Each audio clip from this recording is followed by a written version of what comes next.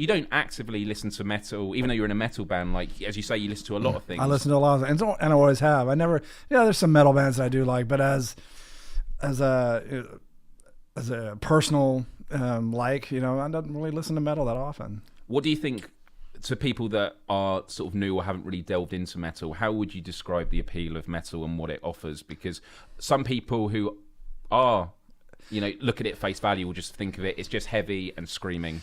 Everyone has, a vibration that they like. And there's a vibration that everyone will be attuned to. And a lot of people, there's a metal band or a metal sound that you will be attuned to that your vibrations are into.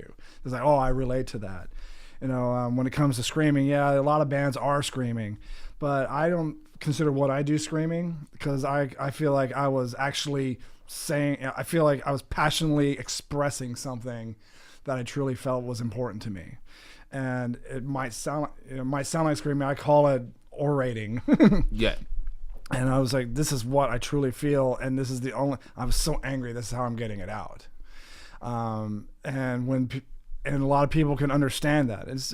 I guess it's a punk rock attitude where it's just like anti-establishment, and that's where I'm coming from. I was against everything that was bringing me down and my world around me, just causing me issues. I was thinking about that whole anti-establishment thing a lot earlier today before meeting, because I realised that although a lot of the themes you talk about, man versus the machine, and what the machine is, it's not just necessarily literally a robot. It can be about the establishment. The establishment. That's what demanufacture is all about, is the establishment. Right. Put into a metaphor. Yes. But even that, I realised it taught me about being anti-establishment by the fact that when I listened to it at school, most people weren't into metal, and so by that nature, I was anti-establishment because I wasn't listening to what was necessarily popular. You weren't conforming. I wasn't conforming, and I think when you grow up with that, with peer pressure at school, you don't see that as a position of strength. You see it as weakness because, it's about popularity at school and fitting in. That's right. Whereas looking back, and I think about some of the things I did at school, in one of my last years, I did a public speech in their competition. You can tell it was a private school because they had public speaking competitions. But I did a 10-minute speech where I went through the school rules and said how it was complete hypocrisy because I'm not going to go into some of the things I made allegations about then, but I made a lot of things and allegations, and the teachers that wanted to take action couldn't because a lot of them agreed with it. I think I remember you telling me this. Yeah, it was an interesting one. Going to a private school, there was a lot I loved about it.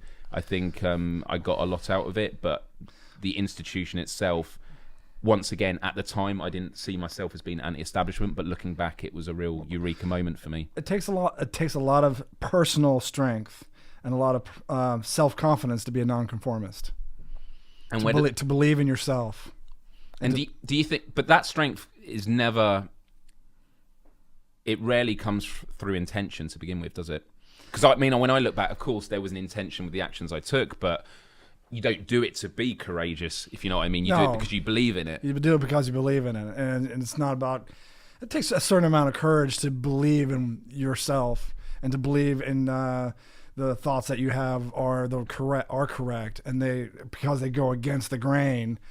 Takes a lot of strength to go against the grain as well, to be the one fish that goes upstream, to be the one fish that goes against everything else. Sure. Takes a lot of courage. So, but courage, but courage is probably not your first thought about it. It's just being like, that's not right. Yeah, absolutely. Knowing right from wrong, and and wanting to speak loudly about it.